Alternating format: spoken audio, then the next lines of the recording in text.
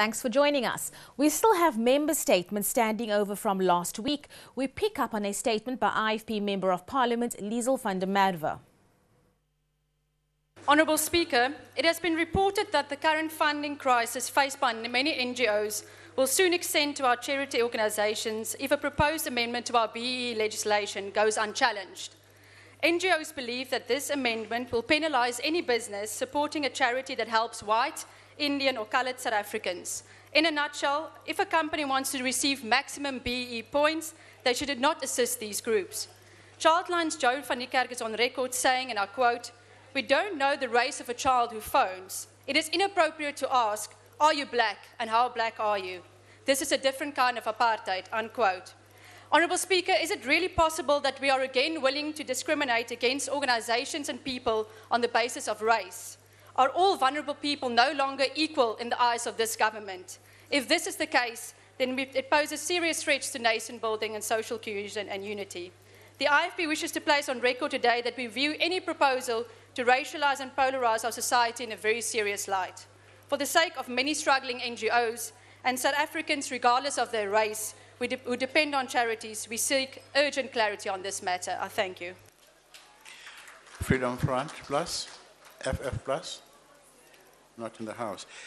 We move on to the ANC.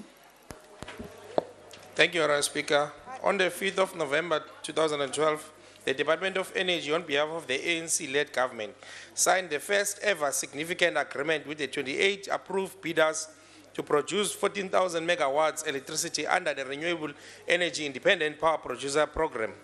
This is the first window period whereby 47 billion has been invested in the involvement of 67 South African companies, which are a minority. What is also admirable is that the undertaking is, as required by the government, is to include community development initiatives within the 50-kilometer radius of each approved project. Furthermore, bidders have committed 1 billion for women bidders for effort that will be reinforce economic emancipation or women empowerment. Another 12 billion will be spent during implementation of the agreement to benefit the SMMEs, especially the small women-owned businesses. Through the Minister Pictures of the Minister of the DOE, he committed to close monitor the rolling out of the renewable energy program. The ANC is proud of this achievement as it shows commitment of the SMMEs and women empowerment. Malibongwe. The PAC, not in their House. We move on. The DA. State-controlled Telkom is hemorrhaging value, talented staff and investor confidence as Cabinet ponders its future. In the past week, Telkom's value has dropped 5%. In the past year, its value has halved, gutting the investments of South Africans who once hoped they had a nest egg in the nation's giant fixed-line provider. 5 months ago, Cabinet crashed these hopes when they rejected a 3 billion rand investment from KT Corporation, which came with a risk-free, internationally acclaimed management expertise injection and world-class skills development. One of the implausible reasons given for this decision was that government would never dilute its shareholding in Telkom to give KT Corporation the 20% share it was asking for. Last month, Communications Minister Dina Pule disrupted Telkom's AGM, crippling its board and further eroding its share price. What can government's tactic be here?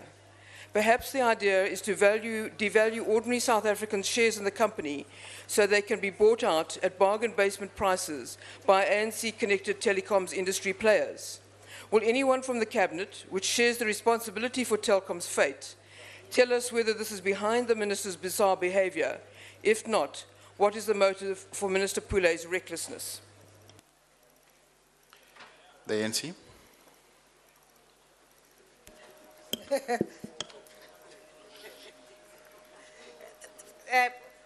Honourable Speaker, addressing the Conference for the Disabled People in April 2004, President Mandela said, I quote, "A democracy is an order of social equality and non-discrimination." Well, that brings us to an end of today's program. Join us again tomorrow morning for another edition of A View from the House. Until then, enjoy the rest of your day and goodbye.